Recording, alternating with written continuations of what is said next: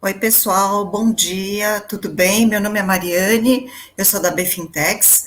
Primeiro, eu gostaria de agradecer a presença de todo mundo nesse dia meio gelado, né? Meio friozinho, para compartilhar algumas experiências com vocês e falar um pouco mais sobre a diversidade em finanças e tecnologia, tá bom? Então, a primeira apresentação que a gente vai ter do dia é da Ingrid Barth. A Ingrid foi diretora da Befintex, então ela é uma figura bem conhecida no mercado. Ela hoje é vice-presidente da B Startups e ela faz parte ainda da Befintex no quadro de liderança do Open Banking junto ao Banco Central, uma cadeira dividida com a BCD, tá? Com uma outra associação. Então, vou passar a palavra para a Ingrid agora, que ela vai contar um pouquinho da história dela, das dificuldades, e vocês vão conhecer um pouco mais sobre ela, que também é cofundadora do Banco Linker, tá bom? Vamos lá, Ingrid, obrigada, viu, por ter aceitado. Imagina, eu que agradeço, é sempre um prazer estar aqui. Bom, vou compartilhar um pouquinho da minha história e, assim, o meu objetivo final é que todo mundo saia com vontade de fazer aquilo que deseja, que saia um pouco mais empolgado com o caminho a ser seguido para chegar ali nos seus objetivos, porque é difícil, mas não é impossível. A gente muitas vezes é desestimulado ao longo da jornada, e o que eu quero tentar é realmente mostrar que dá certo, no final dá certo, e acho que a gente tem que focar nisso. Bom, a Mari fez uma breve apresentação, eu sou a Ingrid Bart, eu sou cria de mercado financeiro, eu costumo dizer. Trabalhei muitos anos em banco de investimento, então trabalhei 4 anos ali, quase 4 anos no Santander, 3 anos e pouquinho, uma década no JP Morgan, e no finalzinho de 2016 eu fiz essa transição de carreira para o mercado de tecnologia. Só para resumir, eu sou economista, fiz engenharia civil, e essa transição de carreira que eu fiz do mercado financeiro tradicional para o mercado financeiro mais alternativo foi muito motivada por um MBA que eu fiz em empreendedorismo e inovação, um MBA que eu ganhei, inclusive, do JP Morgan. Foi muito abrir mundos para mim. Como eu estava há muito tempo dentro da indústria financeira, eu estava bastante inserida naquele contexto, eu consumia os produtos e serviços que todo mundo consumia lá dentro, consumia o mesmo ambiente, né, eu costumo dizer. Quando você está dentro de um ambiente, seja ele qual for, você acaba consumindo tudo por osmose. Então, você frequenta os mesmos lugares, você tem muitas vezes as mesmas opiniões, então não tem tanta diversidade assim, né? E o fato de eu não só, né, ter feito engenharia também, quando eu estava lá, mas ter feito o MBA me fez abrir a cabeça para várias outras coisas que estavam acontecendo. Como, por exemplo, essa parte de inovação, de tecnologia. Eu comecei a ver como a tecnologia ela ia ser inserida em todas as indústrias, ela ia fazer diferença, não só através das startups, mas também com a questão da revolução digital que aconteceu, está acontecendo, a gente não pode negar, apesar de muitas vezes o termo já estar um pouco banalizado, tem essa transformação, não tem como a gente não falar sobre ela, e isso me despertou um interesse profissional. Então, eu tinha as aulas no MBA, de vários tipos, aprendi sobre Vale do Silício, aprendi sobre modelar uma startup, sobre Canvas, vários termos que a gente está mais habituado hoje em dia, mas que na época, a gente está falando ali de 2014, para mim era muito novo. E aquilo foi me despertando interesse, como eu falei. Em 2016, eu finalizei o MBA. No final de 2016, eu saí do JP. Eu não tinha certeza ainda o que eu queria, mas eu tinha certeza do que eu não queria. Eu não queria mais ficar nesse ambiente mais tradicional. Eu fiz um mini sabático pela Ásia, fiquei 4 meses viajando sozinha, mochilão, Minha família e meus amigos quase morreram do coração quando eu falei que ia fazer isso, mas deu tudo certo. Nesses 4 meses foi super importante para eu conseguir fazer uma desintoxicação. Em que sentido? Como eu falei, você está sempre muito inserido dentro de um contexto, e aí, quando você fica longe, você vai conhecer culturas novas e tal, você começa a pensar um pouco diferente, você tem acesso a um novo mundo também, então foi maravilhoso, assim, nada profissional, né, como eu falei, foi um mini sabático mesmo, mas foi um momento de reflexão muito interessante, foi quando eu comecei a resgatar as coisas que eu gostava, né, e quando eu voltei, por uma coincidência, por destino, não sei, eu acabei entrando numa fintech, que hoje é uma grande fintech, mas que na época era pequenininha, que foi a Neon Pagamentos. Obviamente que assim, eu saí de um JP Morgan e fui para uma startup. As condições elas não eram nem um pouco parecidas, nem com relação à remuneração. Mas eu pude, naquele momento, me dar ao luxo, como, poxa, não tinha ninguém dependendo de mim, não tinha filhos, etc. Eu pude me dar ao luxo, naquele momento, de tomar essa atitude de fato, experimentar o que era trabalhar numa startup. E eu posso dizer que foi uma das melhores coisas que eu fiz. Eu aprendi muito, não só sobre startup, mas também sobre mercado financeiro, sobre legislação, da parte de fintechs. Eu pude aprender muitas coisas sobre o que fazer, o que não fazer, conhecer o ecossistema de fintechs de uma maneira geral. E foi quando eu conheci a B Fintechs. Foi quando a B Fintechs estava nesse momento de fundação, estava no comecinho. Eu não entrei direto como diretora, eu entrei como líder de vertical, um papel similar ao que eu estou fazendo agora, depois que meu mandato acabou. E foi uma das lições que eu aprendi, assim, que não adianta você que está num mercado de disrupção, que está num mercado ainda em construção, não se envolver com a parte regulatória, não se envolver com o ecossistema, porque tem um risco inerente a um business financeiro, é um mercado extremamente regulado, então você precisa conhecer os atores que fazem parte, que constroem, que estão construindo isso. E a BFintex tem esse papel fundamental de fazer essa interlocução especificamente para o setor financeiro. E aí, aos pouquinhos, eu fui me envolvendo de maneira completamente voluntária para aprender. E foi quando eu comecei a entender a importância não só da parte financeira, mas a importância da questão das finanças sociais, por exemplo. Porque no JP Morgan eu trabalhava com um mercado, como eu falei, super consolidado, eu trabalhava com empresas, com grandes corporações. A impressão que eu tinha quando eu estava no mercado financeiro tradicional era que todo mundo era muito bem servido no Brasil com relação ao sistema financeiro, porque a gente tem um sistema financeiro que é muito robusto, que é muito avançado, é muito seguro, como eu falei, super regulado. Só que ainda a gente precisa melhorar o acesso a esse serviço financeiro. E foi nessa fase que eu comecei a entender que, sim, a gente é case mundial, principalmente o sistema de pagamento brasileiro, e como a dinâmica do sistema financeiro no Brasil funciona é realmente inovadora, perto de outras jurisdições, mas que metade da população brasileira era desbancarizada, ainda está mais ou menos nesse nível. A gente vem melhorando, obviamente, mas ainda assim a gente tem um caminho longo pela frente, porque a questão da desbancarização não é única exclusivamente uma questão de acesso só. Então, você ter uma conta não necessariamente significa que você é bancarizado de fato. O fato de você ser bancarizado é você entender o que você está consumindo, é você ter poder de escolha, é você consumir ali, fazer uma reserva de emergência, ter investimento, você de fato estar completamente presente nesse ambiente. E não é a realidade de hoje em dia, e foi nesse momento que eu comecei a estudar mais sobre isso. E aí tem uma parte que eu gosto muito, inclusive, que é a parte da dignidade financeira.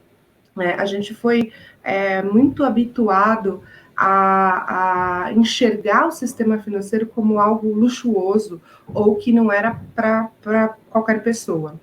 E é o inverso disso, né? Você ter acesso a bons serviços financeiros, né, justos e que te ajudam de fato, não é luxo, é um direito essencial, é um serviço essencial, é dignidade.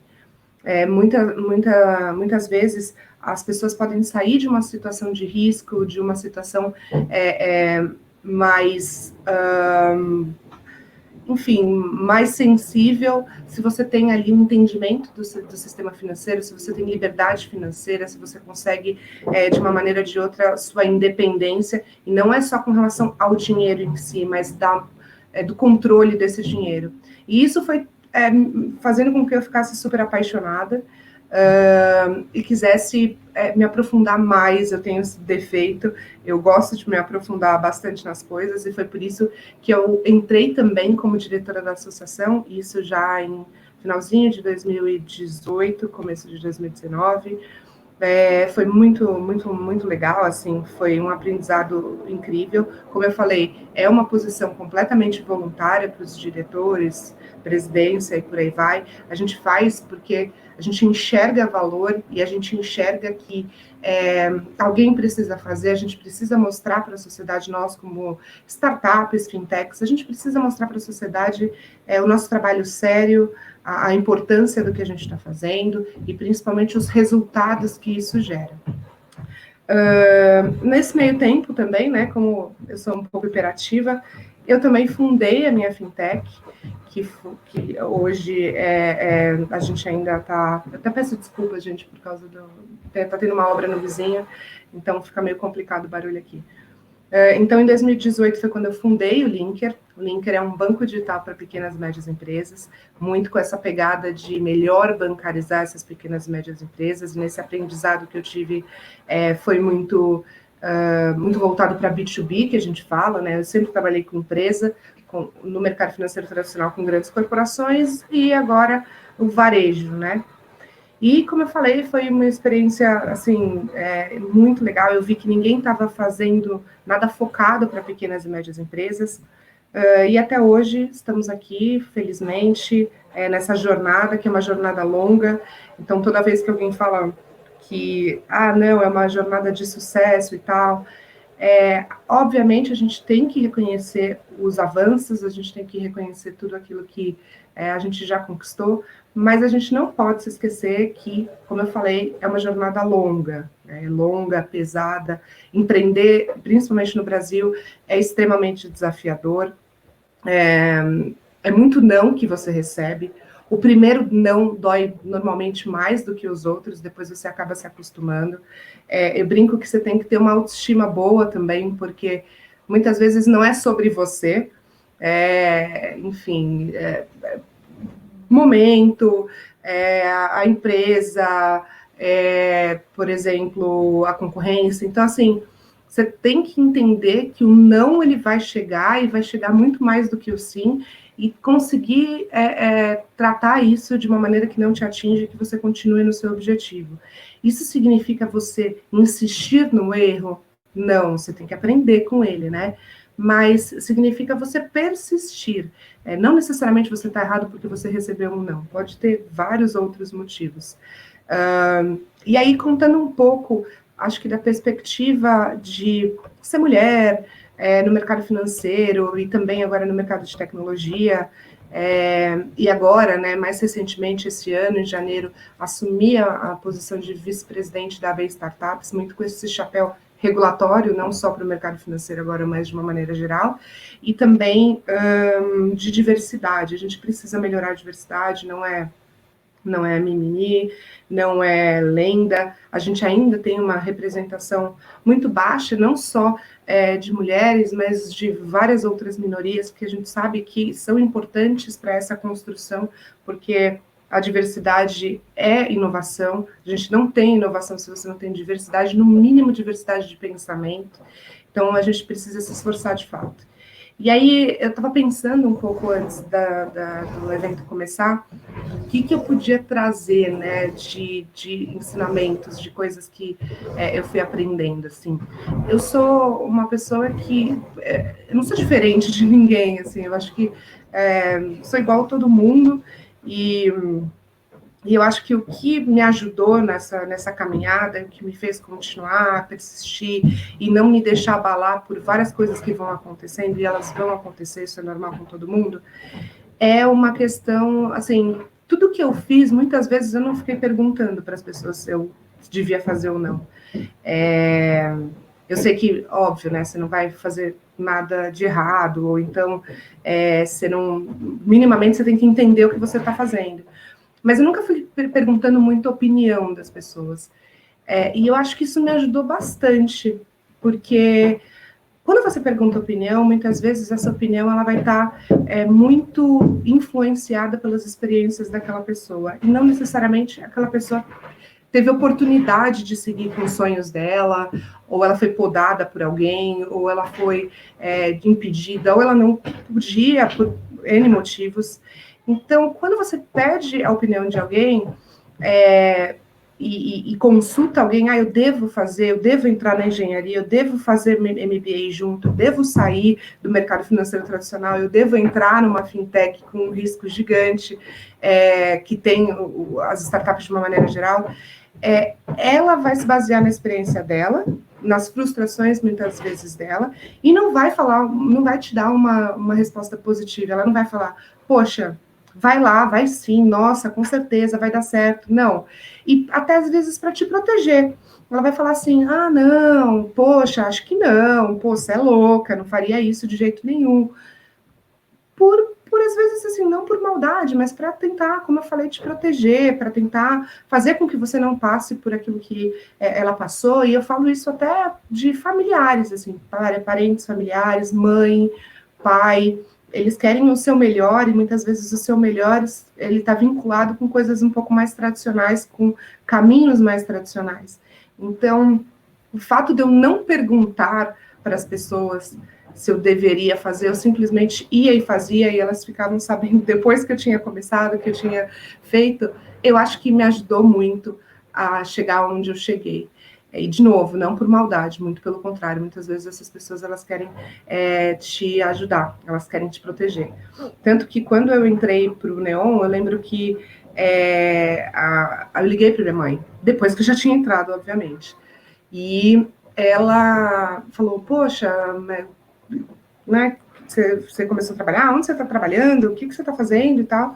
Eu falei, eu tô numa fintech. Obviamente que eu não sabia o que era uma fintech. Falei, mãe, é um banco digital, assim, assado. Enfim, eu expliquei ali, tentei explicar de maneira mais didática possível, e ela começou a chorar. Ela começou a chorar, falando que o que eu estava fazendo com a minha vida,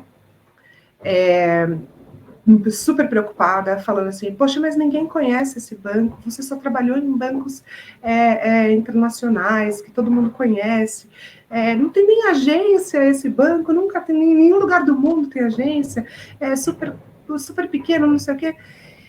E ela ficou triste de eu ter feito essa transição de carreira, ela ficou preocupada, e se eu tivesse consultado ela antes de ter tomado a decisão, pode ser que eu tivesse sido influenciada a não ir. E isso teria mudado toda ali a rota da minha jornada.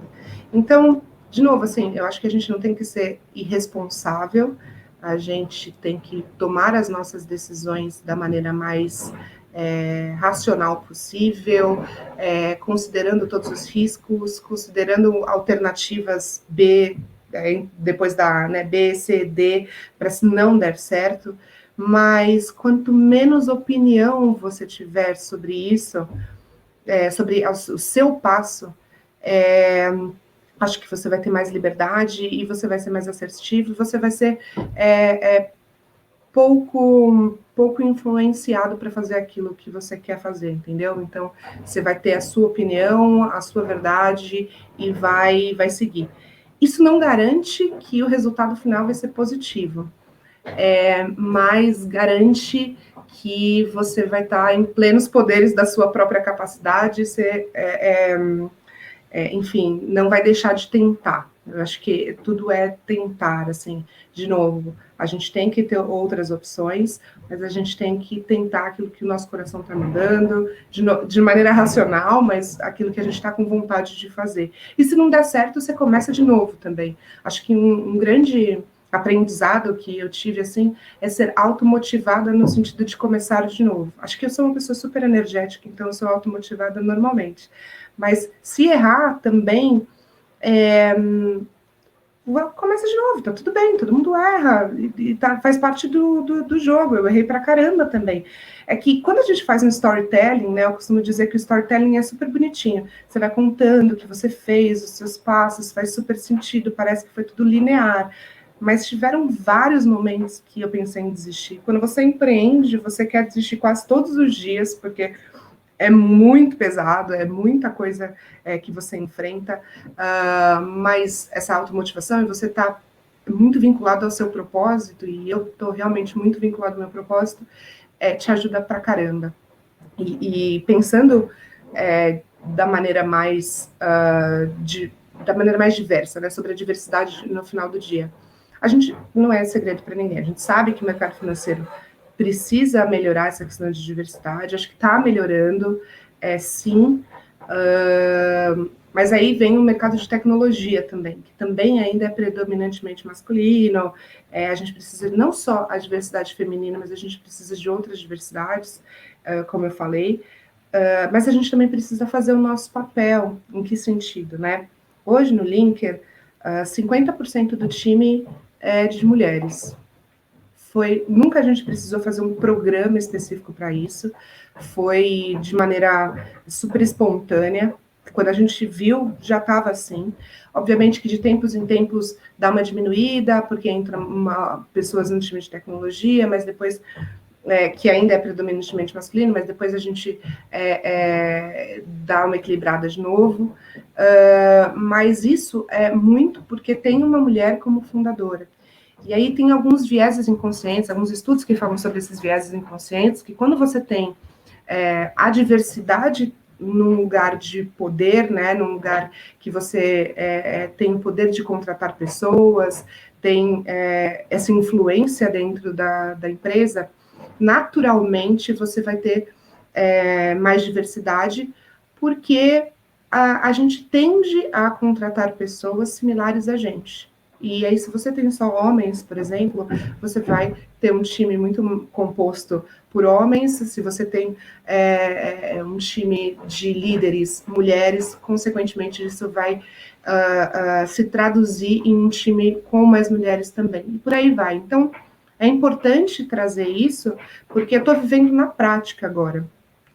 E, de novo, sem precisar nem fazer nenhum programa, tem várias coisas que a gente precisa melhorar. Eu não estou falando que o Linker, a gente é perfeito nesse sentido, tem que prestar atenção, não é algo que você pode abrir mão, é aquilo que eu costumo falar, né? Orar e vigiar. Então, você tem que fazer, de fato, o seu papel acontecer, trazer a diversidade, ela é importante para a inovação. E começou a obra aqui novamente, me desculpem.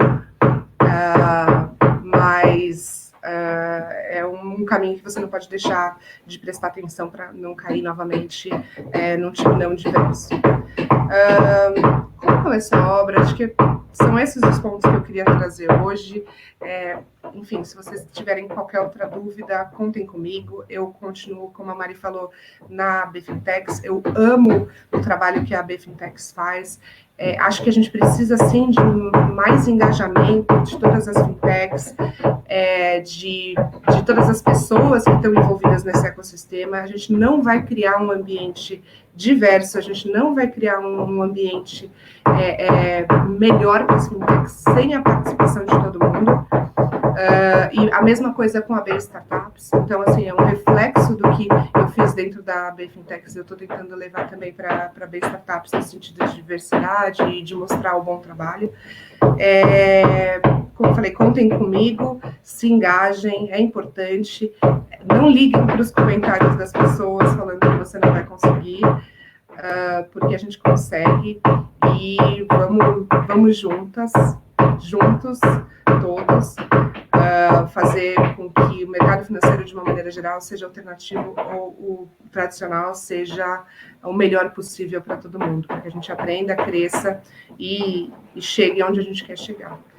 Mais uma vez, super obrigada pela oportunidade. Desculpa, mais uma vez, a obra no vizinho, é completamente involuntário, e fiquem à vontade para me mandar depois perguntas, gente.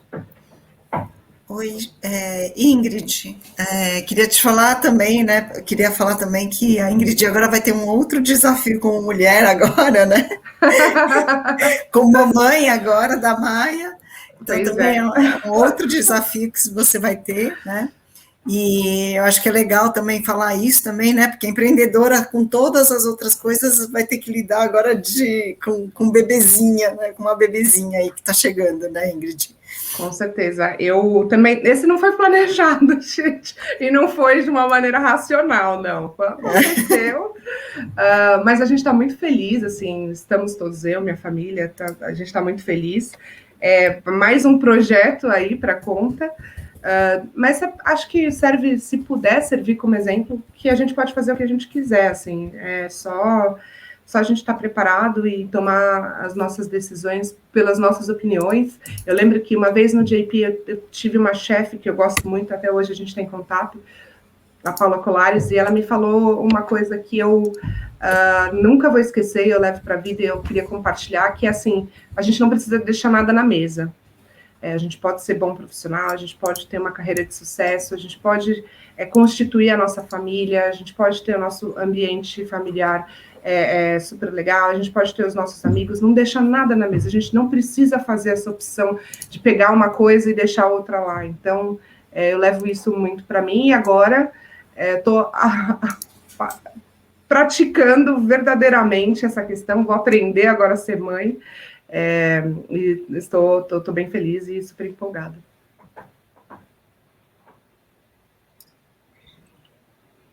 Muito bom, Ingrid. A Mariane está retornando ao palco aqui, ela teve um problema com a câmera, em alguns segundos ela está entrando aí com a gente. Parabéns, viu? Maia, né? Maia, uma menininha também, só para completar essa questão da diversidade de mulheres e tal, vou ter uma menina, uma mocinha. Muito bom. Eu acho que a Mariane está com algum problema mesmo. Mariane, você nos ouve? Só fazendo o contexto da Maia, ontem a minha Maia fez 3 anos. Então. Você tem uma Maia também, que bonitinho. Eu brinco com esse negócio de nome, é que nem a teoria da mulher grávida, né? Quando você escolhe, você começa a ver várias pessoas que têm também, é engraçado.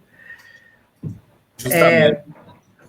Mas a minha nasce em novembro e vamos ver como é que vai ser. Aí depois eu conto para todo mundo como é que é empreender sendo mãe, né? Porque agora eu só estou empreendendo estando grávida. Agora eu vou empreender depois sendo mãe, mas acho que não muda nada, só aumenta um pouco a vontade de fazer algo diferente para a sociedade, né? Com certeza. Ingrid, muita gente dando aqui, né, os parabéns, o William, Thalia, Fernanda, o Aleu Errara, enfim, o Diego está falando, Diego Pauleto, escorpiana, provável, né, coisa boa. Provável. Vai ser sim. Eu amo signo, mas eu não costumo falar de signo. Foi outra pessoa que falou, hein, gente? Perfeito, perfeito. O pessoal comentou bastante aqui, né, sobre a questão que você falou de ter viajado, acho que foi o William, se eu não me engano, deixa eu dar uma olhadinha aqui. Enfim, esse restart, né, que você deu na tua carreira a partir do momento de desintoxicação, isso é muito importante para conseguir enxergar de fora e ver um novo espectro, né, porque às vezes a gente está tão imerso dentro de um local... Uma realidade, né? Justamente. Então, foi muito isso, para ser bem, até complementando a pergunta, o relato, né? Eu lembro que, assim, eu tinha a sensação, quando eu estava no mercado financeiro tradicional, lá Faria Limer, eu era Faria Limer, gente, que a minha vida ia acabar se eu saísse. juro por Deus, assim, eu tinha a sensação de que, poxa, eu não ia ter nenhuma outra oportunidade, que aquele lugar era o melhor que eu podia estar, e eu, assim, é um banco de primeira linha, a gente sabe disso, e que, cara, não tinha alternativa, né? Assim, o mundo acabou, sabe? E quando eu fiz esse mini sabático, foi esse momento de reflexão, de fato, que eu pude entender que, cara, o mundo é gigante de oportunidades. Tá? A gente está passando por uma transformação, por uma nova economia, essa economia escalável, a economia de dados, a economia tecnológica, e que tudo que eu estava fazendo, assim, essa transição que eu estava com vontade de fazer, mas estava com medo, fazia muito sentido. Então, hoje eu estou dentro do mercado de fintechs, eu fui diretora da associação, agora eu estou como vice-presidente da B Startups. A gente está na vanguarda dessa transformação. A gente está, de fato, fazendo essa transformação acontecer. Coisa que eu não ia conseguir entender se eu não tivesse dado essa pausa que eu pude, eu tive o privilégio de ter essa pausa. Então, eu não conseguiria entender se eu não tivesse tido essa pausa, ou então se eu não tivesse esse esforço de autoconhecimento, de entender e de tentar, de ter coragem de fazer essa transformação. Então, foi muito, realmente, muito importante. Foi um dos momentos, acho que, mais importantes na minha vida.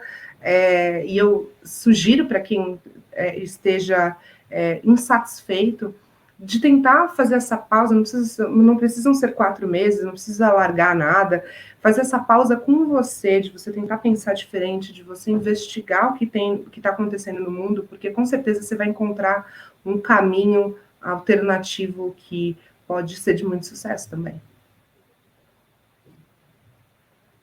Opa, estava mutado aqui, com certeza, demais isso, né, demais.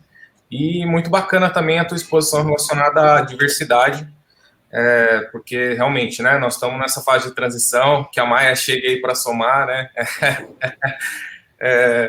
e, enfim. Nós temos outras 2 palestrantes, e eu estou aqui, o Ale e o Thiago chegaram por aqui, a Mariane teve um problema na máquina dela, então... Ale e Thiago, sejam bem-vindos. O Ale está por aqui já, o Thiago está entrando. Opa, bom dia. Bom dia, pessoal. Aproveitar para dar um parabéns ao vivo para a Ingrid. Parabéns. Que a gente não se fala, Ingrid. Aí de falar com você de novo. Gente, ó, eu não tô com luz, tá? Isso aqui é o sol que tá fazendo reflexo, só para avisar que não é uma iluminação especial super branca para deixar tipo fantasminha camarada, é só o sol mesmo. Não, e você deu uma super desenvoltura aí com o martelo no fundo aí, meu, você foi super bem. Pessoal, Ale e Thiago, vou deixar vocês então aqui com a Ingrid, a Flávia e a Beatriz já estão por aqui. Quando vocês quiserem.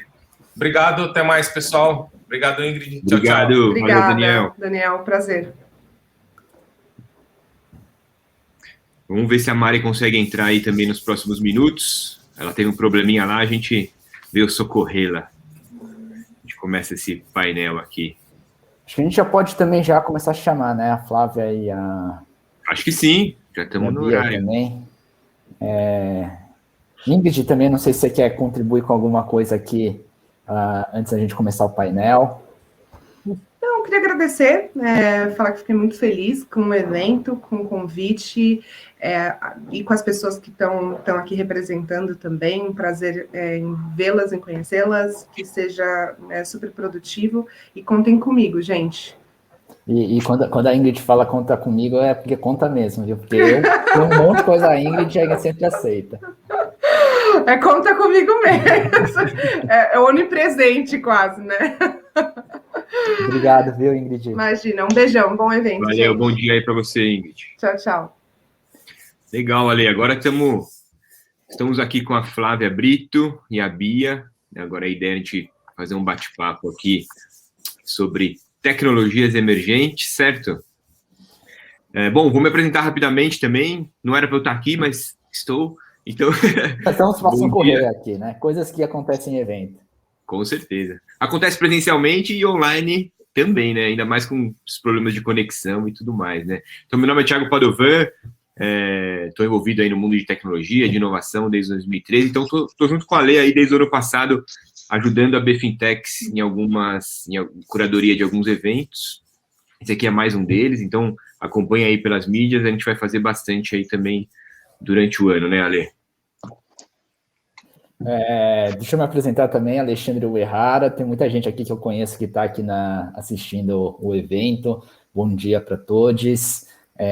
Eu trabalho com inovação, né? Construí a área de inovação de algumas grandes empresas, como a CIP, né? A Câmara Interbancária de Pagamentos, a Alelo também. Então, sempre trabalhando com essa parte de inovação corporativa.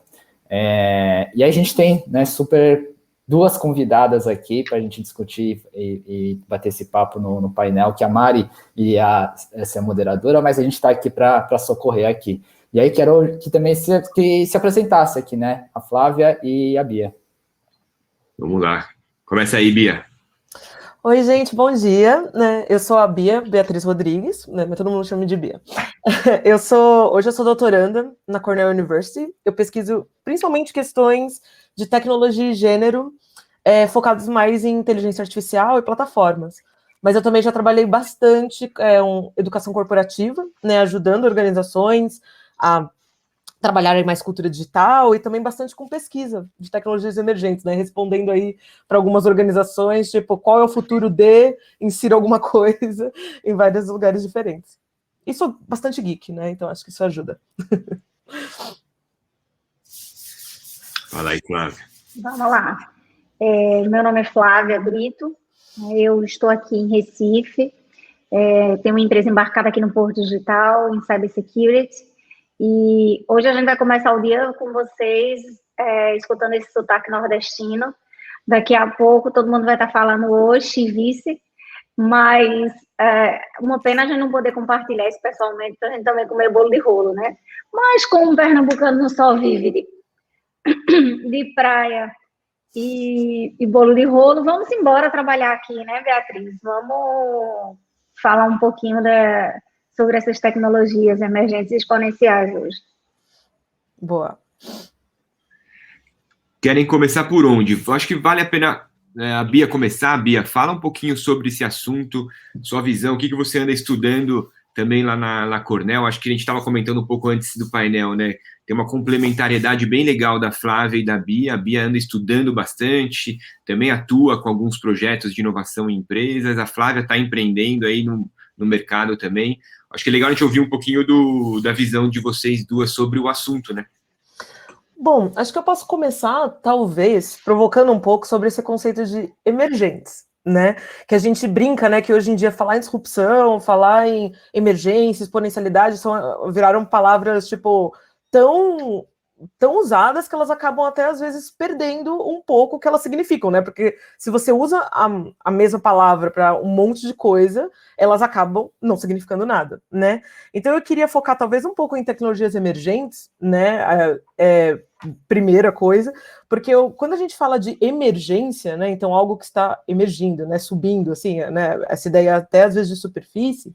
É legal a gente ver que muitas vezes o que é emergente para nós, né, é só o presente de outros lugares, né? A gente usa muitas vezes, quando a gente está falando de futuro, né, ou exemplos de nossa, isso aqui daqui a pouco vai ser nosso futuro, a gente pega, né, o que está acontecendo às vezes em outro país, como a China, como os Estados Unidos, e a gente fala, nossa, olha como eles estão no futuro, né? Mas na verdade, às vezes é só uma coisa que está no presente, né? Uma tecnologia que está sendo utilizada lá, só que como a gente não usa ainda, a gente, né, olha com esse olhar de admiração, né, que a gente vai usar. E aí, então, emergência, né, trabalha mais nesse sentido. Agora, disruptiva, né, que também é outra palavra que acabou sendo muito utilizada, né, para um monte de coisa, mas se a gente vai lá na definição original, né, do dilema do inovador, né, da solução do inovador, do Christensen, é interessante que, na verdade, disrupção, a gente está falando de inovações ou de tecnologias que elas começam olhando para uma base que não está sendo contemplada, né, pelos grandes players. Então, por exemplo, quando a gente vê as grandes empresas, elas têm uma preocupação de sustentar, né, a base que elas já têm. E as tecnologias que disruptam, né? Então, desse inglês, né? Disrupt, de quebrar alguma coisa, é essa ideia de tipo, tá, quem não está sendo olhado aqui, né? Então, como é que a gente pode cuidar dessas pessoas? Então, às vezes o pessoal usa disrupção para falar de inovações de inovações de grandes empresas, etc., mas, na verdade, as tecnologias disruptivas são, às vezes, aquelas, né, que olharam para aquela base que nem eram consideradas consumidores antes, né? Então, eu queria só começar provocando um pouco esses termos que estão sendo utilizados. Legal. Tecnologia disruptiva, muitas vezes, a gente só consegue perceber depois, né? É muito difícil a gente prever que alguma coisa vai realmente ser disruptivo, né? A gente consegue só prever depois se aquilo realmente mudou, né? Rompeu o tecido social e mudou ao mesmo como a forma que as pessoas se interagem, fazem negócio, enfim, muitas outras interações, né? Só queria dar um exemplinho, talvez para deixar bem intangível isso. Eu gosto sempre de dar o exemplo do cinema e da televisão, né? Porque antes você tinha uma grande tela que as pessoas elas tinham que se mover para chegar até lá, né, assistir. E aí, a partir do momento que você traz aquilo para dentro da casa, né, você muda toda, tipo, até os ritmos das famílias, né, das famílias sentarem, às vezes no horário, né, assistirem juntos os programas, como elas se informam. Então, é mais ou menos essa lógica quando a gente está falando, né, dessa disrupção na sociedade. Perfeito. E Flávia, quer complementar? Porque aí é legal também você falar um pouquinho também dessa parte né, você tem a Video Web também, super bacana aí utilizando tecnologia. Tá. Então, eu só complementando o que a Beatriz falou, né? A Bia, ela é fantástica. Enfim, a gente tem muitos desejos, a gente olha para o que tem em outros países, né? E a gente não tem aqui. A gente tem muitas dores que podem ser resolvidas com essas tecnologias, né? Mas a gente enfrenta ainda muitas objeções por uma questão cultural também, mesmo a gente percebendo os benefícios que nós temos. Então, falando em algo muito prático no dia a dia, e aí eu até falei, Bia, você é mais acadêmica, você é estudiosíssima, e eu vivo no mão na massa, por exemplo, e aí o Thiago, como trabalhou muito tempo com a Blockchain Academy, a gente pode trazer isso para o mundo real, falando, por exemplo, dos cartórios, em que a gente tem todo um processo para autenticar, né, para a gente, por exemplo, registrar um ato notarial é caríssimo, isso nem todo mundo tem acesso, nem todo mundo sabe fazer, você precisa se deslocar até lá o cartório para você registrar um ato notarial, enquanto você tem tecnologias aí de blockchain que você chega a pagar R$5 para você registrar um ato notarial e tem a mesma analidade, você faz isso no seu computador, na sua casa, em real time, você não precisa esperar para abrir o cartório, para ir lá, para se locomover, ou seja, nós temos um desejo de agilizar, de trazer tecnologia, de emergir, como a Bia falou, mas nós não conseguimos por conta das objeções culturais. Né? Será que essa ata vai valer mesmo? Será que isso presta? Será que isso tem validade jurídica? Ou seja, mesmo a gente enxergando os benefícios, e eu usei esse exemplo porque ele é muito fácil, né? A gente sustenta uma cadeia cara, que são os cartórios, as pessoas enxergam isso, mas a gente ainda fica presa nas objeções. E eu acho que essas tecnologias, para elas vingarem, para elas ficarem no nosso dia a dia, a gente precisa quebrar esses paradigmas e essas objeções, sabe? A gente precisa deixar de importar tanto e acreditar no que a gente pode fazer aqui.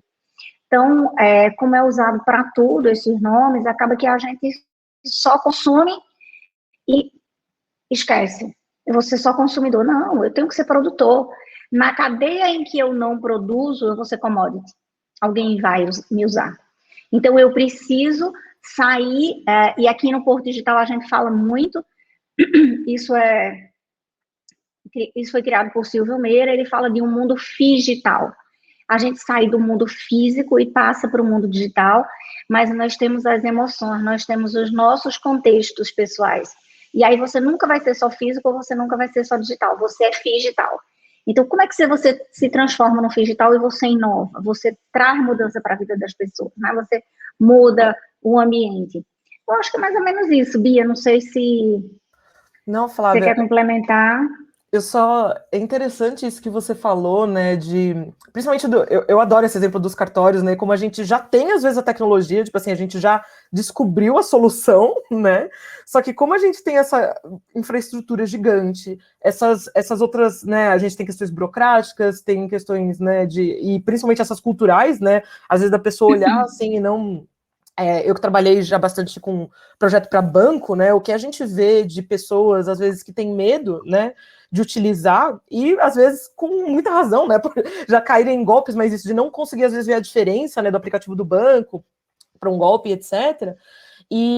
Porque a gente ainda não tem realmente, às vezes, essa que a gente chama do alfabetismo digital, né? Então a gente tem que ajudar também as pessoas, né? E às vezes até quem está empreendendo não entende esse trabalho da comunicação ali que precisa ser feito, né? Para angariar as pessoas. E a tecnologia às vezes está ali, a solução está pronta, às vezes há anos, né? Tipo, como a gente sempre brinca de cripto, né? O que está aí já vai fazer muitos anos, e agora vai pegando mais tração, vai alcançando mais o mainstream, né? Eu gosto muito de tem uma pesquisadora, a Tim de Gabriel, e ela fala muito de uma questão que quando os problemas eles não nos afetam, muitas vezes a gente não enxerga como um problema, né? Então, como é que a gente vai criar uma solução para uma coisa que a gente não vive, aquilo nos afeta, né? Ou a gente não enxerga. Então, por isso que eu acho muito importante a gente, que nem você falou, né? De tipo, como é que a gente chama pessoas para trabalhar junto, porque a perspectiva dos problemas que elas têm vão nos ajudar a entender que, tipo, nossa, né, eu tô vivendo aqui minha vida, tipo, sei lá, nunca precisei lidar com essas burocracias, mas tem aí uma massa de pessoas tendo que lidar todos os dias, né, e às vezes gastando muito dinheiro, né, e não conseguem ter os resultados que elas querem por causa, né, dessas barreiras, né, que se impõem. Então, perguntar para elas, qual que é o problema que você tem, né? Vamos resolver aqui junto, porque senão a gente fica só na nossa bolinha, né? E a gente nem sabe todos aqueles outros problemas que estão acontecendo. Cara, um pouco quando a gente comentou antes também, né? O desafio talvez não seja muitas vezes tecnológico, né? Não é na tecnologia, né? Mas é trazer essa parte mais humana, ciências humanas e tudo mais para isso, né? Eu acho que é um assunto legal para a gente colocar também, que também encaixa com o tema do evento, que é a gente ter mais diversidade nesse espaço, né? Qual que é a importância disso, né? Como que vocês veem essa situação? Tiago, eu vivo levantando essa bandeira, né? E eu acho que a Bia também, nas pesquisas dela, é algo que ela trata bastante. Então, quando a gente vai... eu sempre uso isso aqui no escritório, quando a gente precisa desenvolver algo, quando a gente precisa entender algo, a gente tem que usar a combinação perfeita. O que é essa combinação perfeita? O que e como, né? E quando a gente descobre o que a gente vai fazer, o que a gente precisa fazer, como a gente vai fazer. Então, eu penso de uma forma, a Bia de outra, você de outra, a Lê do outro, e essa combinação perfeita de cabeças pensantes, né, esse mix, ele vai fazer com que a gente consiga encontrar várias alternativas, várias oportunidades e crescimento. Então, quando a gente fala em acesso à tecnologia, ela está ali, acessível para qualquer pessoa, mas as pessoas não estão incluídas na tecnologia. Você democratizar a tecnologia não é apenas você dizer que ela existe. Democratizar a tecnologia é incluir as pessoas, de fato, na utilização de tecnologia. Sejam elas emergentes ou sejam quaisquer tecnologias que a gente tem, né? Chega a ser incrível, assim, como hoje as pessoas de baixa renda ainda não utilizam e não conhecem, e como elas poderiam ser beneficiadas. Então, a gente viveu o ano passado, o Corona Voucher, né, que a população mais sofrida precisou realmente do auxílio, e você via as pessoas completamente expostas na fila do banco, da Caixa Econômica.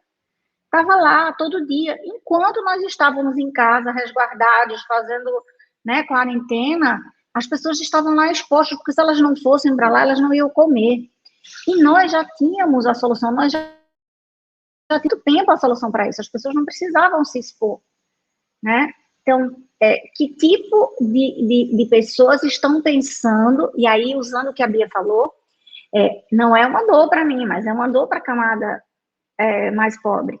Né? Como é que eu disponibilizo um auxílio sem pensar em como as pessoas vão fazer? Porque para elas isso é uma dor, para mim não. Né? Então, o que a gente traz aqui é você que vai empreender, você que está numa startup, sempre pensa na combinação perfeita, o que e como, e para quem você vai fazer, é importante você descobrir isso, complementando o que a Bia falou. Eu acho que é mais ou menos por esse caminho que a gente tem que estar o tempo todo antenado, ligado, né? E eu digo, ser uma metamorfose ambulante, desaprender, reaprender, aprender de novo. Não tenha vergonha de errar. Se você errar, muito bem, você tentou. Eu postei uma foto agora no meu Instagram, que hoje é dia 30, então, para todo mundo que é empreendedor, dia 30 é pauleiro, você tem que bater meta, você tem que pagar salário, você tem que pagar, enfim, um montão de coisa. E aí eu postei uma foto lá, de braço aberto, de Mulher Maravilha, porque você tem que se dedicar. E esse trabalho é um trabalho em conjunto, não adianta só Flávia nadar, todo mundo que está dentro da empresa. Então, as tecnologias emergentes, elas vão entrar na sua empresa, ou elas vão conquistar mercado, né? Elas vão fazer com que o investidor olhe para você, se você tiver esses preceitos de ética, qualidade, colaboração. Eu acho que tudo isso está envolvido nesse contexto. Não sei se Bia quer completar algo mais. Eu só quero antes de passar para a Bia, né, só lembrar para o pessoal que se alguém tiver alguma pergunta, podem colocar no chat, a gente também repassa aqui. E assim, concordo muito com o que a Flávia falou também, só para colaborar um pouquinho aqui, né, meus 2 cents aqui, mas eu tenho o chapéu da Singularity também, né, e a gente fala muito dessas tecnologias exponenciais, de atingir 1 bilhão de pessoas positivamente. Mas o quanto que a gente vive numa bolha também entre nós aqui, né? A gente esquece também um outro lado, e se a gente quer atingir 1 bilhão de pessoas, para pensar também, né, fora da nossa bolha, né? E a Bia acho que pode contribuir muito desse lado também, não só do Brasil, que acho que foi muito legal que a Flávia colocou aqui do Brasil, mas também de outros países, né, Bia? Você que está pesquisando bastante aí com outros países também. Sim, eu gosto muito de... Só falando dessa questão da inovação, né, que a Flávia estava trazendo, que eu acho até engraçado que em muitos lugares a gente fala do processo da inovação, né? Se a gente só pensar na ideia de processo, né, já é um pouco, vamos dizer assim, contraditória com a ideia que a gente deveria ter de inovação mesmo. Porque inovação é isso, é você errar, é você trocar, né, tipo, cair, voltar. Então, a maneira que talvez a gente poderia olhar para a inovação, ainda mais essa cultura digital, né, que a gente está falando, olha, de interconexão, de você conseguir, né, chegar em pessoas de uma maneira, às vezes, mais rápido, né, porque se antes a gente estava, vamos dizer assim, preso por instituições, pela até a questão física, né, você precisava se deslocar para ir num lugar, para conhecer alguma pessoa diferente, né, para ter esse contato. Hoje a gente consegue ter esses contatos, né, com um clique. E a gente, às vezes, não utiliza toda essa potencialidade, né? Inovação, eu vejo muito que vem desse conjunto de perspectivas. Se a gente olha as grandes inovações, assim, que já mudaram o mundo, vieram de quando pessoas, né, desses encontros de diferentes, né? Tipo, hoje, né, a gente até brinca, assim, quando em inteligência artificial, né, que o pessoal fala, tipo, as grandes inovações de inteligência artificial, elas vão vir assim, pega inteligência artificial e insira aqui uma outra área. Porque hoje a gente já tem muitas inovações parecidas, né? Porque as pessoas, elas se retroalimentam, né? Todo mundo tem as mesmas referências, então todo mundo fala da mesma coisa, todo mundo às vezes estudou nas mesmas escolas, e aí a gente fala assim, putz, por que a gente tá com essa dificuldade de inovar, né? Porque tá todo mundo ali, às vezes, pensando igual, né? Só que se a gente tem, aqui cada um aí tá na sua casa, a gente tá olhando o mundo de perspectivas diferentes, só que até essa importância da diversidade é essa história diferente que cada um carrega, né? A Flávia tem uma história, né? Tá lá em Recife, tem uma perspectiva, tem as tensões que tem lá, eu aqui em São Paulo, depois me mudei para outro país, né? Então vivi essas dificuldades de uma latina, por exemplo, no exterior, que são, então, cada contexto, cada pessoa, ela consegue contribuir. Só que se a gente procura pessoas que são muito parecidas com a gente, às vezes até por conforto, né? Tipo, eu tô confortável aqui, o fulano ri das mesmas piadas que eu, tem as mesmas referências do que eu, né? Então eu acho que a primeira coisa que às vezes a gente pode pensar muito nisso, em como a gente fazer essas diferenças, né? E eu vejo, até com essa experiência, né, nessas universidades de fora, que elas trazem muito, que eu acho muito interessante, é esse incentivo mesmo à internacionalização, né? A você forçar, às vezes até, forçar, assim, entre aspas, nessa diversidade, falar assim, gente, olha aqui o nosso departamento. O que está acontecendo aqui que todo mundo é parecido, né? Como é que a gente faz mesmo, às vezes tem aquele desconforto até de lidar com uma pessoa que é muito diferente da gente, que a gente não entende, às vezes a gente não consegue conversar, né? Mas a gente vai lá e coloca aquilo para a gente ter esse choque e a gente conseguir verdadeiramente pensar, né, em novas, né, inovações, né, com valor. Legal. Me lembrou outra coisa que a gente estava comentando nas reuniões de preparação, que a gente brinca que as reuniões de preparação já são muito ricas também, né, que a gente conversa sobre muita coisa, né, que você trouxe, né, Bia, como que a gente pensa no passado, a inovação, como uma linearidade, assim, né, parece que as coisas foram feitas maravilhosamente bem, seguiram um ciclo perfeito de inovação, e depois teve uma pessoa, né, uma pessoa que materializa aquilo, né? Então a gente sempre fala, essa pessoa inventou aquilo, mas a gente esquece do que veio antes, né? Até pensei no exemplo do próprio Bitcoin, assim, né? Todo mundo fala, o Satoshi Nakamoto inventou o Bitcoin, mas e antes disso, né? Tiveram milhares de invenções e inovações e tecnologias que vieram amadurecendo por anos e anos para aquilo poder florescer ali naquele momento, ou aquelas condições todas propícias para aquilo. Isso acontece com outras inovações também, e a gente projeta isso para o futuro também, né? A gente acha que daqui para frente vai ser bonitinho também, e tudo linear, assim, né? Não, acho que a Flávia, depois, se ela puder até trazer uns exemplos, que eu acho que ela deve ter vários exemplos do que isso que aconteceu, mas eu vejo que, principalmente no Brasil, às vezes a gente tem muita vergonha do que deu errado, né? Aí vai contar a história no PPT, você faz até uma linha, assim, né? Ah, no dia 1 a gente fez tal coisa, aí a gente passou por isso, agora no presente a gente tá isso, só que a gente não percebe, na verdade, que às vezes foi assim, né? Foi, voltou, ixi, esse protótipo aqui deu errado, então caiu. A gente conta a história das coisas, né? Nesse retrospecto, e a gente às vezes esconde, né? Todas essas instabilidades que aconteceram no meio. Eu sempre gosto de dar o exemplo, até quem viu o Dilema nas Redes, né? Tem uma das pessoas lá do filme fala assim, né? Ah, é porque a bicicleta não teve grandes polêmicas. Eu falo, que isso, gente? A bicicleta teve enormes polêmicas, né? Até falando das mulheres, assim, mulher não podia não podia andar de bicicleta, né? Quando a gente vê a história da bicicleta, assim, se vocês vão lá na Wikipédia, vê que parece que é uma linha, assim, né? Ah, primeiro teve essa, depois teve essa, depois teve essa. Não, na verdade, tipo, foi umas ao mesmo tempo, aí uma caiu, aí depois a galera não quis mais. E quanto a gente vê isso em fintechs, né? As histórias, às vezes, que ficam presas dentro, né, com os funcionários, que a gente não conta para fora, mas sabe que, né, esse processo ele é muito mais não linear e a gente devia abraçar mais isso, né? Contar melhor esse passado verdadeiro, né? Isso, Bia, você falou, eu tenho muitas experiências mesmo, em fato, porque a gente está acostumado a colocar na nossa cabeça caixinhas que a gente enquadra as coisas. E o que está fora dali não interessa. Então, as pessoas olham para mim e falam assim, nossa, mas você é tecnologia, eu já até contei isso para você, Bia. Nossa, eu pensei que você era advogada, eu pensei que você era... Enfim, eu tenho muitas amigas médicas, eu pensei que você era médica. Nossa, eu não sabia que você era de tecnologia. Ou seja, as pessoas querem enquadrar você dentro de uma caixinha, nossa, você é inteligente, pensei que você era tal coisa, sabe? Porque sair daquele contexto é diferente. E a minha empresa, ela já tem 19 anos. Você imagina em 19 anos quanto eu não caí e levantei, né? Cair e levantar tá com a gente mesmo, é o que a gente faz. Então, a gente super acreditar em algo e aquilo dar errado, a gente voltar e fazer de novo. Mas as pessoas chamam isso de resiliência, eu chamo isso de antifragilidade, porque a gente tem que saber se sustentar, saber renovar, cair, quebrar a cara, levantar, não dá certo, faz parte do jogo, né? Então, quando a gente coloca, é óbvio que a gente vai colocar e falar para as pessoas o que é bom, o que é bonito, que as pessoas querem ver que aquilo deu certo, mas, nossa, quanto a gente sofreu, quanto a gente chorou, quanto a gente botou a mão e disse, será que vai dar certo, será que dá para continuar? Então, a gente teve um momento aqui que eu chamo do passo do gigante, ou seja, o momento em que a gente precisava se transformar muito, foi um momento de muita dor, e a gente não sabia, e usando as palavras do Tiago aí, olha, todo mundo fala do Satoshi, mas o que estava pronto antes de acontecer?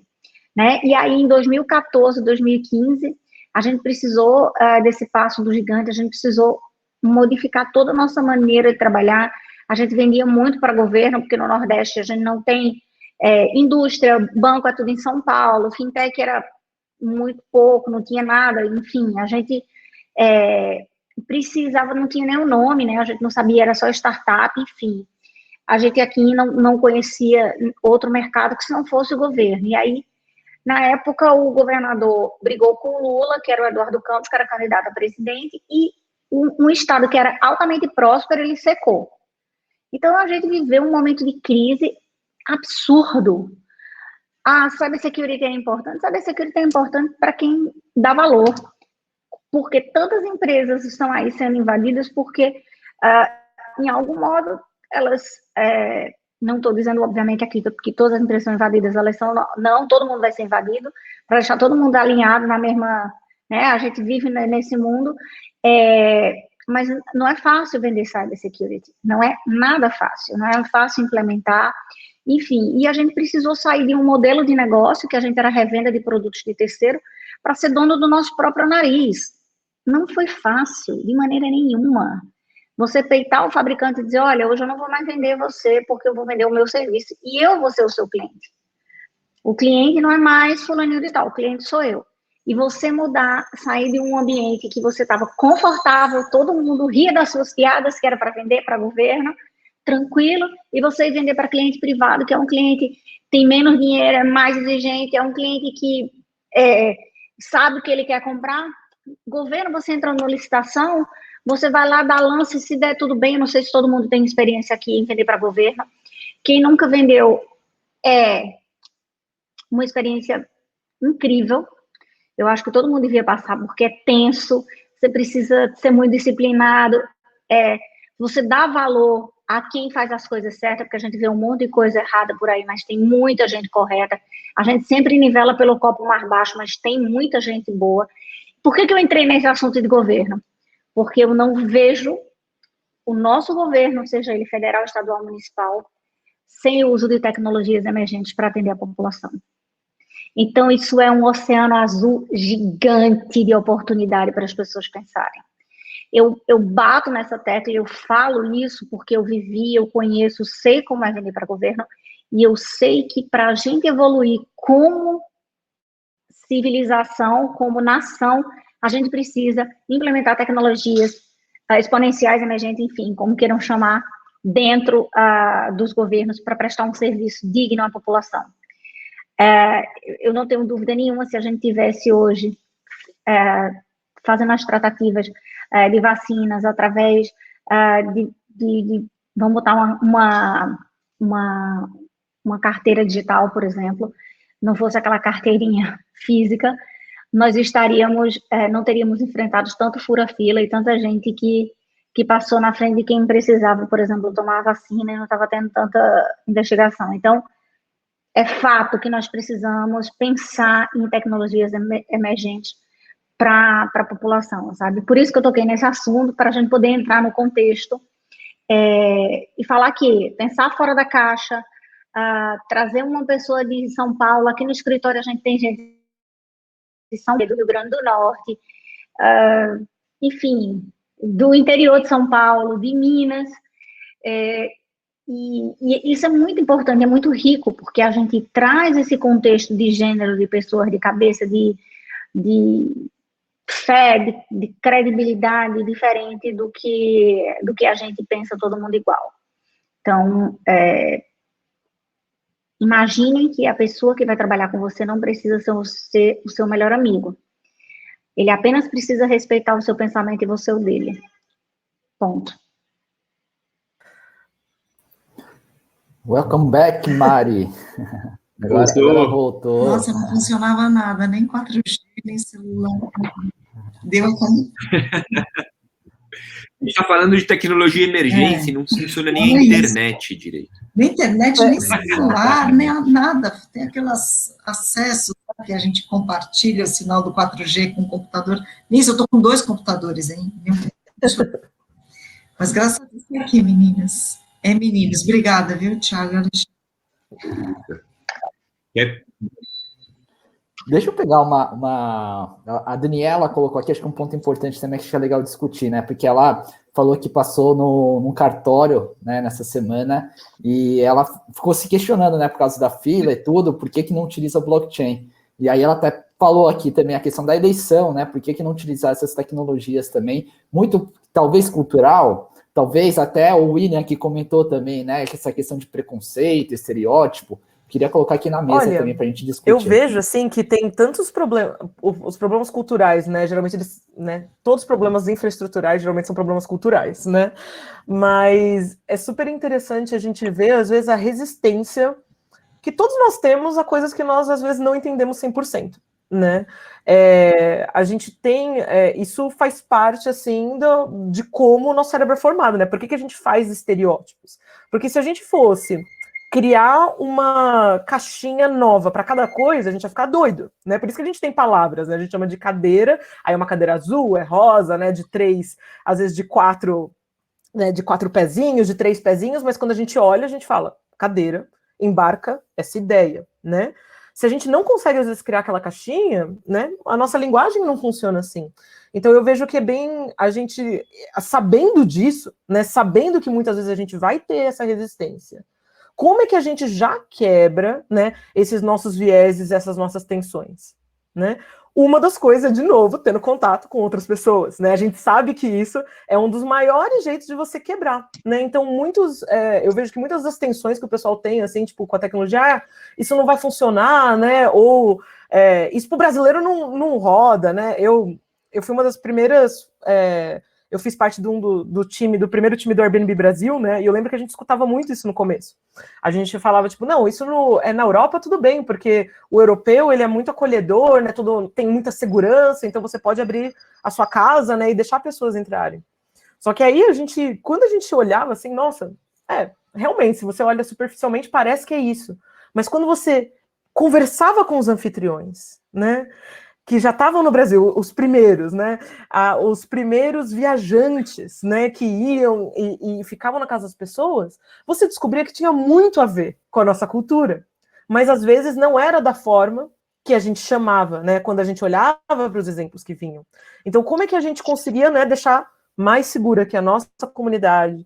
Quais eram as palavras que a gente tinha que usar para as pessoas que estavam aqui, né? Então, eu vejo que muita coisa que acontece tem a ver com isso, e aí só, até falando um pouco como, às vezes, a gente chama essas pessoas, né, que eu lembrei de um exemplo, tem muitos testes que você faz com meninas hoje, para ver, né, quais são as habilidades delas de matemática, as habilidades de programação, né, e tal, e se você coloca o quanto elas acham que sabem, versus o quanto elas realmente fazem nos testes, você vê que ali tem uma diferença, né, e de tipo assim, elas na verdade sabem muito mais do que elas acham que sabem, né? Isso acontece muito principalmente com mulheres. E eu acho que a gente sofre um pouco dessas barreiras, né? Mentais aí que às vezes não nos permitem realmente investir, né? E acreditar nas coisas e saber que às vezes não vai funcionar de primeira, né? Que a gente vai ter que adaptar sim, né? Durante bastante tempo. Exato. E também eu acho que nisso que você falou, Bia, tem toda a nossa expectativa, né? Complementando o que a Daniela comentou também, né? Às vezes o desafio é geracional mesmo, né? Você mudar um sistema como um cartório é uma coisa tão incrustada na nossa sociedade, funciona daquele jeito faz bastante tempo, as pessoas estão acostumadas ao rir. A gente vê que, a gente estudando um pouco os sistemas, como eles funcionam, né? O sistema ele é feito para se proteger, né? Para se conservar, sobreviver, né? Ele não é feito para inovar. A inovação é a quebra daquilo, é uma coisa mais que rompe aquele sistema. Então, é normal. Acho que a gente tem que atualizar um pouco a nossa expectativa versus a velocidade que as coisas vão acontecer realmente, né? E a outra, Tiago, aí a gente sendo bem polêmico mesmo, no caso dos cartórios que a gente está falando aqui, a gente ainda tem um contexto financeiro, né? Centralizador, né? O extrajudicial que rola milhões e milhões diariamente, ou seja, a gente tem várias questões, e aí é quando eu coloco para vocês aquilo que a gente deseja, os dores, mas temos inúmeras objeções, mesmo sabendo dos benefícios.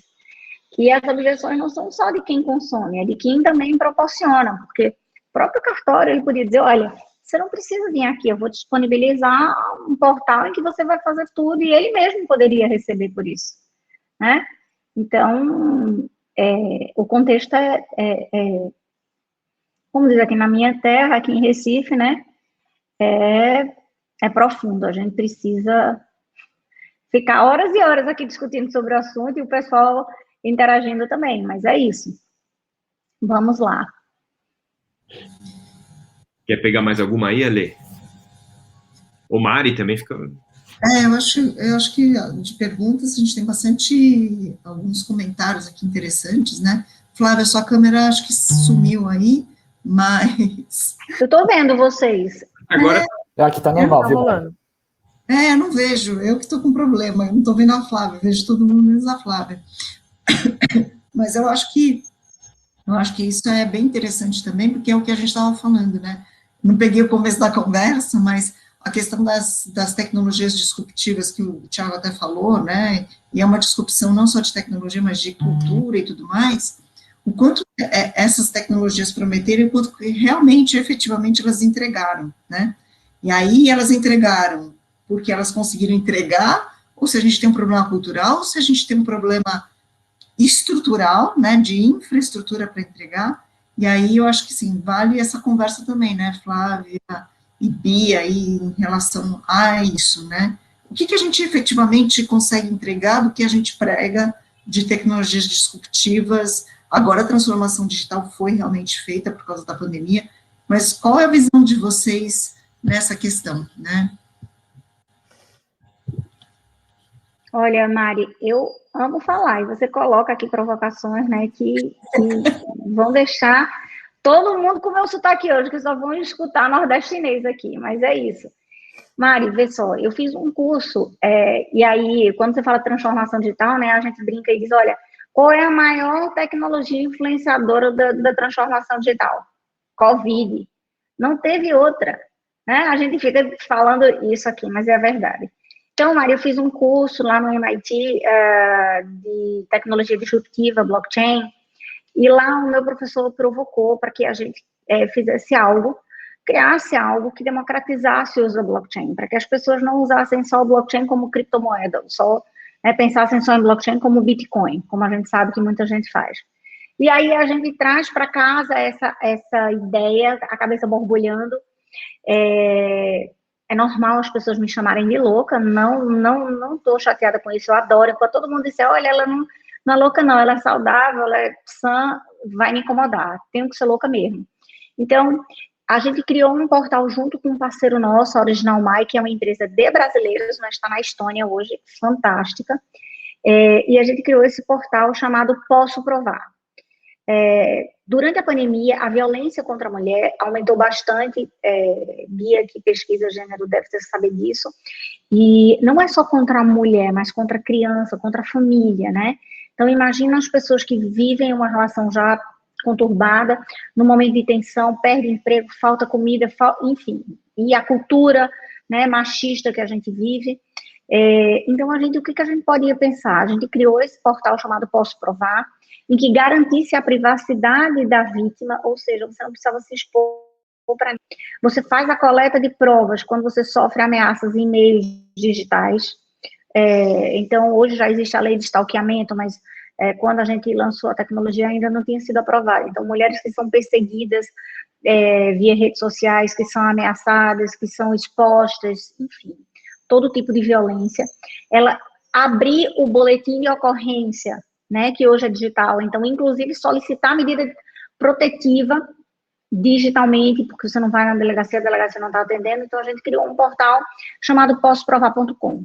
Ninguém vai contra a sua palavra, você pode provar, porque muitas vezes o agressor ainda saía como vítima, ainda sai como vítima, né, porque a mulher provocou, porque a mulher usou uma saia curta, porque a mulher está com outro, porque a mulher botou chifre. Aqui em Recife é botou gaia, não é botou chifre não, vocês já fiquem sabendo que a traição aqui é essa. Então, a gente pensou num portal em que a gente trouxesse todas essas garantias para a mulher. Ela não é resolutiva, ela não tem o poder de justiça, mas ela ajuda a mulher a se defender, né? A mulher dá um grito de liberdade. E veja você, a gente precisa muito que isso chegue nas mulheres, a gente precisa muito que isso seja divulgado, Porque por uma questão cultural, as mulheres ainda sofrem violência e têm vergonha de falar. Elas têm medo de falar. Elas ainda se sujeitam a ficar em casa apanhando, sofrendo, e sendo vítimas de violência porque elas têm medo de falar, elas não conseguem falar. E mais, elas não acreditam que vai ser feito nada por elas. Então, elas têm vergonha de se expor. E eu estou falando para vocês que isso não acontece só na classe C e D, não. Isso acontece em todas as classes sociais. Então, você trazer o uso de tecnologia, né, de uma tecnologia emergente, para facilitar a vida das pessoas no dia a dia, como essa que a gente lançou. Existem outras tantas no Brasil já funcionando, e traz lá do comecinho, resgatando a ideia que a Bia, deixar de consumir solar e ter coisas aqui que a gente já faz, que já existe, que já funciona e a gente não acredita, e que pode mudar o contexto, pode mudar a vida de muitas e muitas pessoas.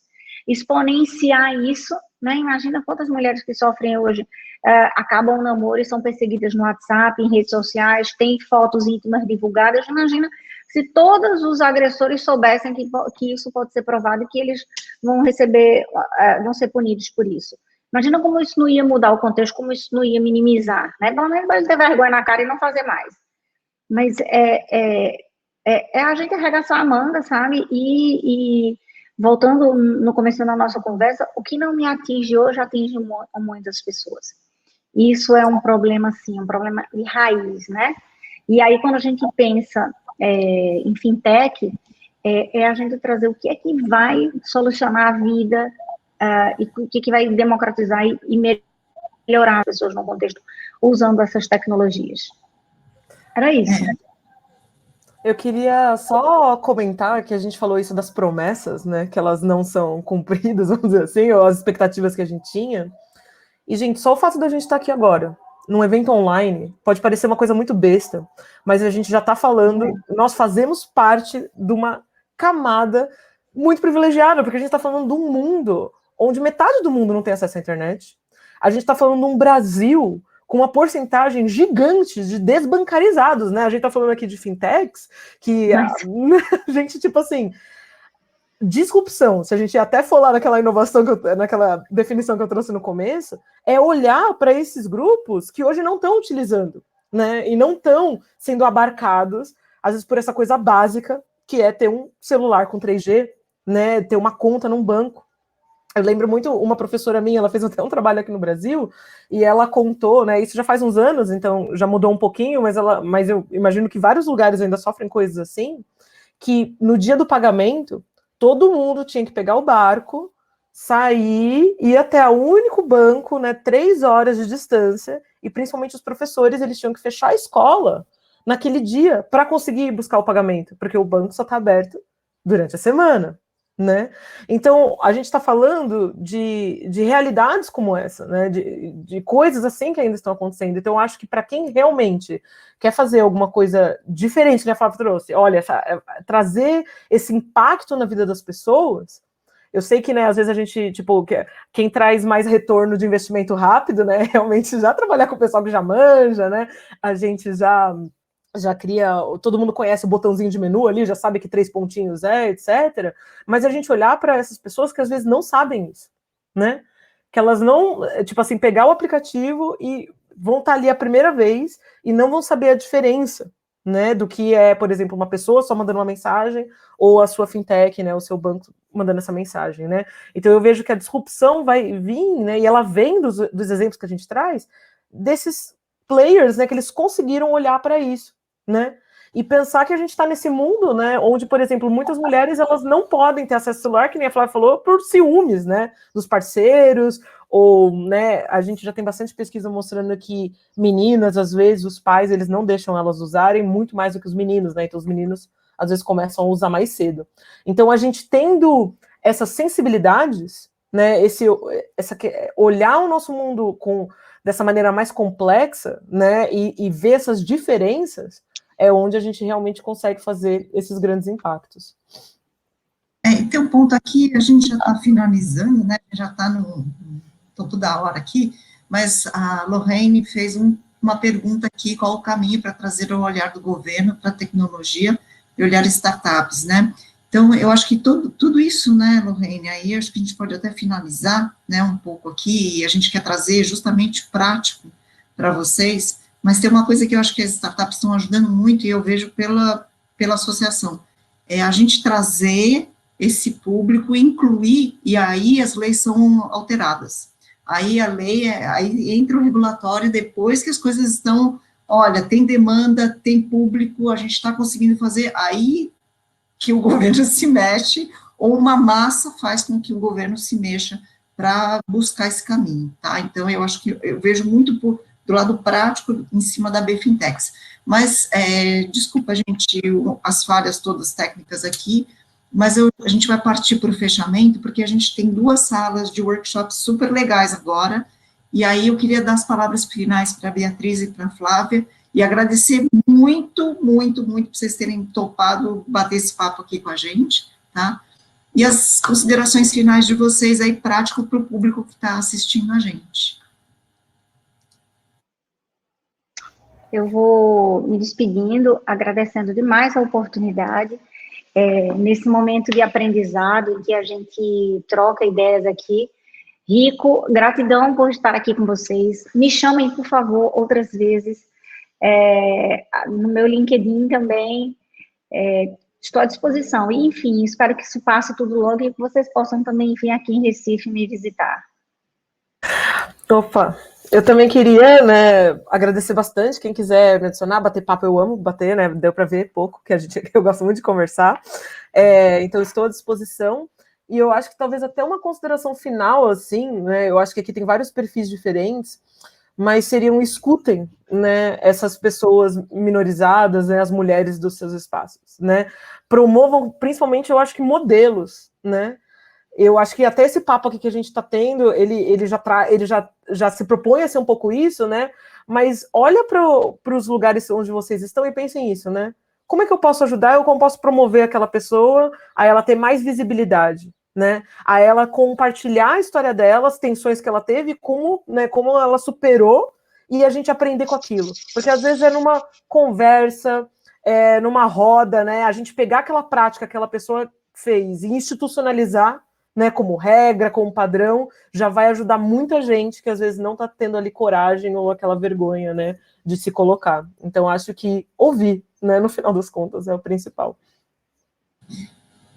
Super obrigada pela ajuda, e obrigada também, Thiago e Ale, pela ajuda. Agora Obrigado a você, Mari. A gente vai agora para as sessões, né, para as salas de workshop. Para quem quer participar, é só vocês irem aqui no menu do lado esquerdo da tela, tem Sessions, tá? Nas Sessions, vocês vão clicar lá e vocês vão ver uma sala de blockchain e uma sala de inteligência artificial. É só partir para lá. E Flávia e Beatriz, novamente, muito, muito, muito obrigada, viu? Pela ajuda, pela conversa. Obrigada. E as experiências aí, tá bom? Um grande beijo para vocês, pessoal. Obrigada. Bom dia. Tchau, tchau. Bom dia aí, pessoal.